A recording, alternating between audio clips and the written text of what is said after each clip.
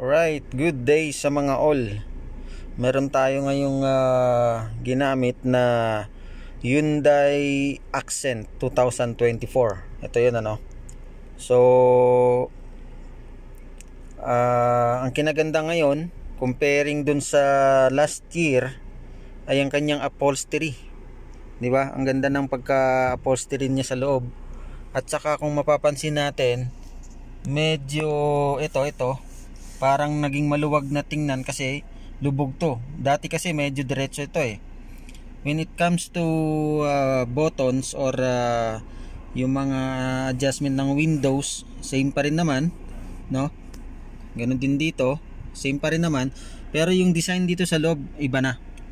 Nakipagkompetensya ito sa Toyota, ano? Ayan ano. So digital ang gauge niya.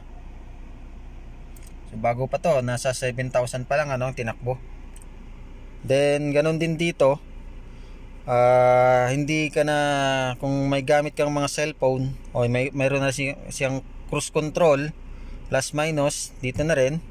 Then pagdating dito sa kabila, para sa mobile, then volume, ito volume, same pa rin naman yung mga adjustment dito sa mga ilaw, same pa rin naman. Ito, di ba? So, parehas pa rin. Ang kinaganda ngayon dito, ito yung monitor niya. At dati, ang pagkalagay ng monitor is diretso, no? Pag ganyan. Ngayon, medyo paharap siya ngayon. Naka-side siya papunta sa nagmamaneho. So, kitang-kita mo pag ikaw nagmamaneho. Dito lang dati diretso. Pero pagka bago mo palang ginagamit, medyo maiilang ka kasi akala mo tagilid ang pagtakbo mo. So sa mga knob dito para sa AC, same pa rin naman. Ito rin, iniba nila, binago nila. Yung mga bagong design ngayon, ganito talaga. Pero same pa rin naman dito. So meron din siyang para sa mga charging dyan, ito. Para kung malobat ka sa cellphone mo, pwede ka mag-charge dyan. Pero ang ganda, di ba? Ang ganda ng pagka-design niya ngayon, no? Pag ganyan, di ba? Yan, parang naghabulan sila ng Toyota nito eh.